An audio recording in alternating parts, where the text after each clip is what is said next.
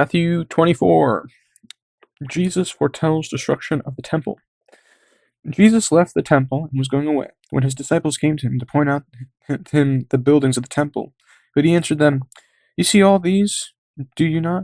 Truly I say to you, there will not be left here one stone upon another that will not be thrown down." Signs of the end of age. As he sat on the mountain of Olives, the disciples came to him privately, saying, "Tell us, when will these things be? And what will be the sign of your coming at the end of age?" And Jesus answered them, "See that no one leads you astray. For many will come in my name, saying, 'I am the Christ,' and they will lead many astray.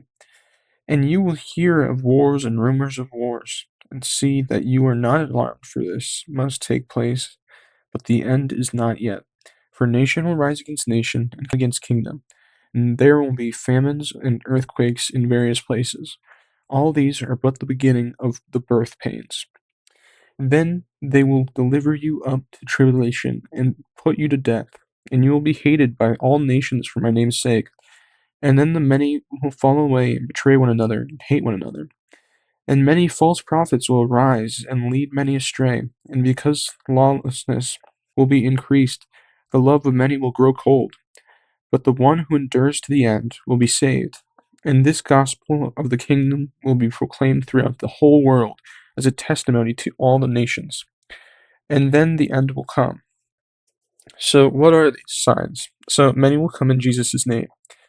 Many prophets that will say that they are the Christ, and they will lead people astray. You will hear you will hear of wars and rumors of wars. Nation will clash against nation, against kingdom. Famines and earthquakes will arise, but these are only birth pains. So it's something painful that will happen in order for something good to come out of it. Just don't be afraid of the things that are to come, because there's something greater that's coming after. Do you think many women would just not have kids if they were so afraid of the birth pains? No. And why do women keep doing it? It's because it's such a great thing.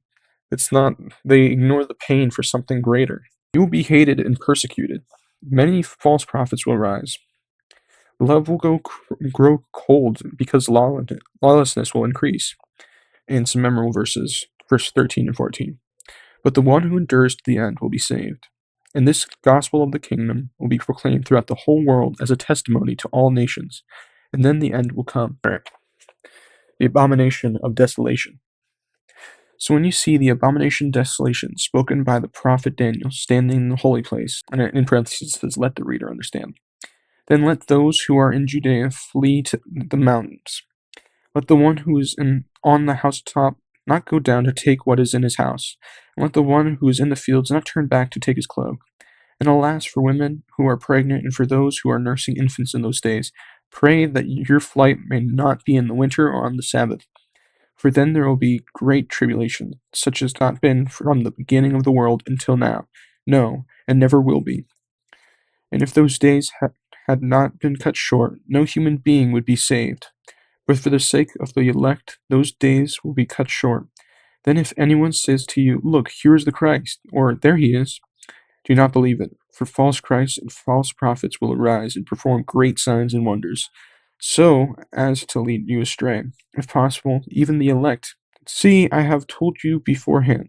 So if they say to you, "Look, he's in the wilderness," do not go out. If they say, "Look, he's in the inner rooms," do not believe it.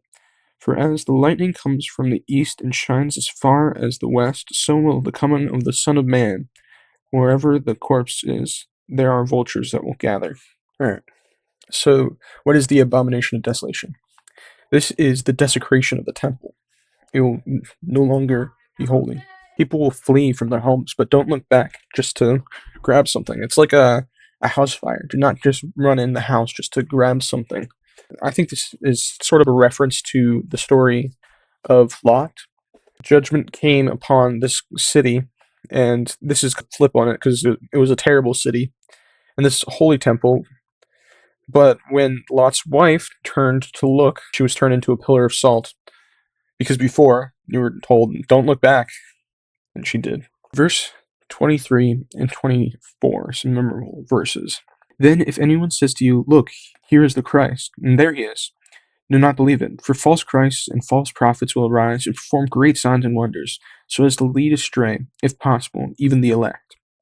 So there's going to be many false prophets, though currently there's false prophets. You see many prophets saying, oh, the end times are coming, or that we need to build an ark in order to save the world. But God said he's not going to do that again. He's not going to flood the earth, one. And also, he says no one should know when this is happening. Verse 27, it says, for as lightning comes from east and shines as far as the west, so will be the coming of the Son of Man. Wherever the corpse is, there are vultures will gather. So it's saying it'll be quick and everybody will know. And it's saying it's like vultures, because you can tell, even from far away, that there's a corpse of something, because vultures will be flying up in the air and they will be circling it. So it'll be a sign that everybody knows, and it'll be very quick. The coming of the Son of Man. Immediately after the tribulation of those days, the sun will be darkened, and the moon will not give its light, and the stars will fall from the heaven, and the powers of the heavens will be shaken. Then will appear in heaven the sign of the Son of Man, and then all the tribes of the earth will mourn, and they will see the Son of Man coming on the clouds of heaven, the power and the great glory. And he will send out his angels with a loud trumpet call, and they will gather his elect from the four winds, from one end of heaven to the other. So the Son of Man will come with his glory, and he'll gather the elect. The lesson of the fig tree. From the fig tree learn its lesson. As soon as its branch becomes tender and puts out its leaves, you know that summer is near. See also, when you see all these things, you know that he is near, at the very great gates. Truly I say to you, this generation will not pass away until all these things take place. Heaven and earth will pass away, but my words will not pass away. No one knows the day or hour. No one knows that day or hour. But concerning that day or hour, no one knows. Not even the angels of heaven, nor the Son, but the Father only. For as were the days of Noah, so will be the coming of the Son of Man. For as in those days before the flood they were eating and drinking, marrying and giving in marriage until the day when Noah entered the ark, and they were unaware until the flood came and swept them all away. So will be the coming of the Son of Man. Then two men will be in the field, one will be taken and one left. Two women will be grinding at the mill, one will be taken and one left. Therefore stay awake, for you do not know on what day your Lord is coming. But know that if the master of the house has known in what part of the night the thief was coming, he would have stayed awake and would not have let his house be broken into. Therefore also you must be ready, for the Son of Man is coming at an hour you do not expect. Who then is the faithful and the wise servant, whom his master has set over his household, to give them their food at a proper time? Blessed is the servant whom his master will find so doing when he comes. Truly I say to you, he will set him over all his possessions. But if that wicked servant says to himself, my master is delayed, and begins to beat his fellow servants, and eats and drinks with drunkards, the master of the servant will come on a day when he does not expect him, and at an hour when he does not know, and he will cut him into pieces and put him with the hypocrites. In that place there will be weeping and gnashing of teeth. So, verse 36, the start, but concerning that day or an hour, no one knows, not even the angels of heaven nor the Son, the Father only. So, in the footnotes, it says here, Jesus chooses not to know.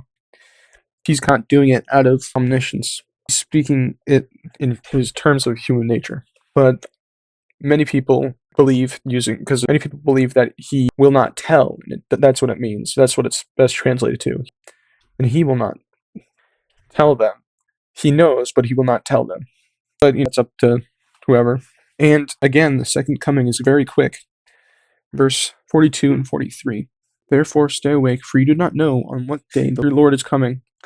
But know this, that if the master of the house had known in what part of the night the thief was coming, he would have stayed awake and would not have let his house be broken into.